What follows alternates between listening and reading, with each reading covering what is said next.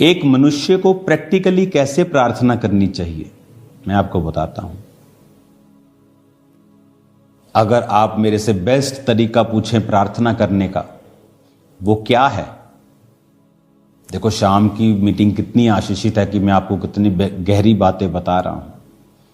Best तरीका है, अगर आपको परमेश्वर से जवाब लेना है प्रार्थना करने का, 1+1+1।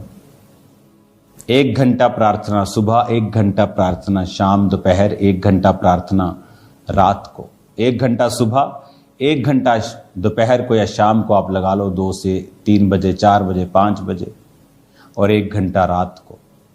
1 घंटा आप सुबह प्रार्थना करते हैं, प्रभु तू महान है, हालेलुया, धन्यवाद प्रभु यीशु। जब आपकी 40-45 मिनट की प्रार्थना हो जाती है, फिर आप वर्सेस निकालिए।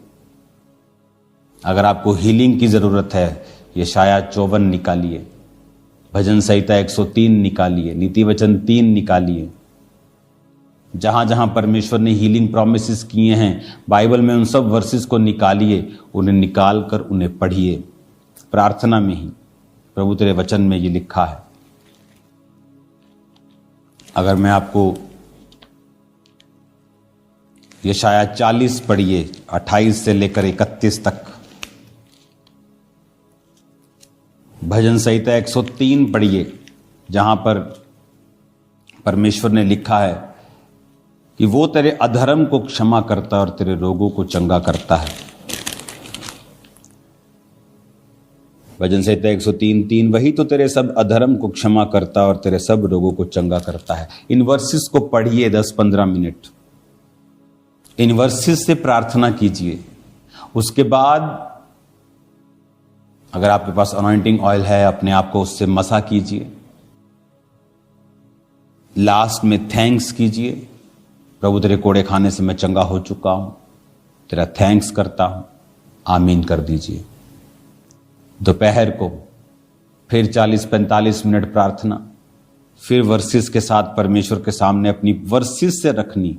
इन अध्यायों से, इन वर्सेस को बोलकर प्रभु को बताना कि तेरे वचन में ये लिखा है। और दिन रात कहता मेरे नाम की जो दुहाई देते हैं। संडे थर्सडे दुहाई देने वाले बहुत हैं, चलो संडे जाके दुहाई दे देते हैं। उसके बाद सोमवार क्या, जो सुबह से बर्तन मांज के, जो काम घर का, जो आदमी अपने ऑफिस में जाता है, कोई प्रार्थना वाला जीवन नहीं।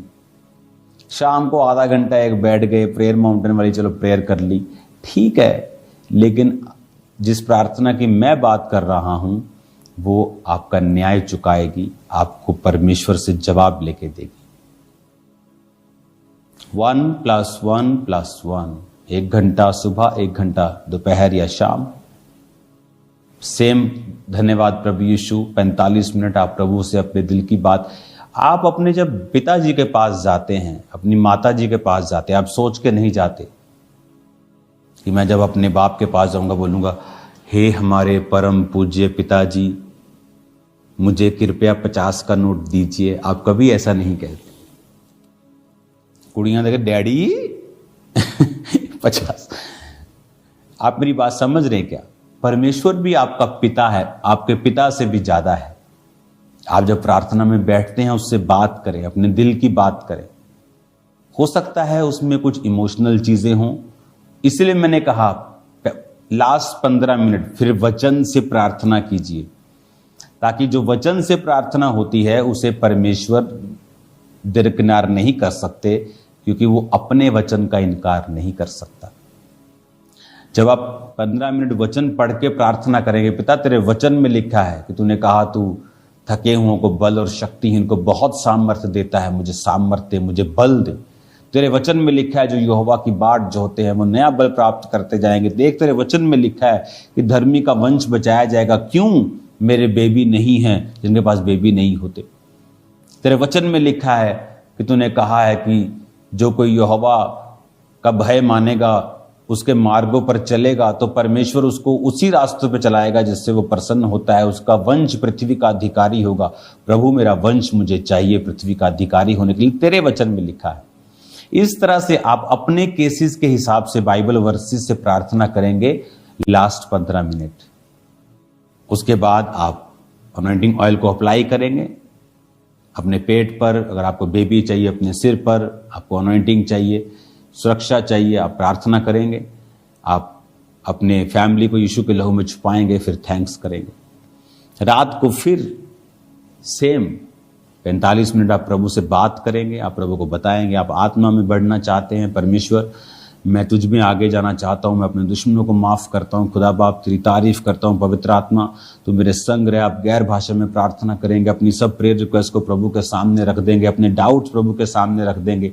फिर 45 मिनट हो जाएंगे, फिर आप बाइबल निकाल लेंगे और 15 मिनट आप अपनी वर्सेस के साथ परमेश्वर के सामने अपने केस को रखेंगे। करके आप देख लीजिए, 6 महीने में अगर आपकी लाइफ चेंज नहीं होती तो मुझे एक लेटर लिखिए कि मेरी लाइफ चेंज नहीं हुई। मैं आपको बता रहा हूं, मुझे कोई लेटर आने वाला नहीं है। अगर आप पवित्रता में तौबा किए हुए विश्वासी हैं और इस प्रेयर पैटर्न को जो मैंने आपको बताया है आप फॉलो करते हैं, 1+1+1, I challenge you in Jesus name, आपकी लाइफ पूरी तरह से बदल जाएगी। हालेलुया। पूरी तरह से परमेश्वर का आत्मा आपको चेंज कर देगा। आपको ये बात बड़े ध्यान से समझनी है कि वो वचन में क्या कहता है। परमेश्वर कहता है उस अधर्मी न्यायी को, अधर्मी है, पापी है, अच्छी कुर्सी पर है, उसको देख। वो कहता मैं न्याय चुका दूंगा, मेरे नाक में दम ना कर दे।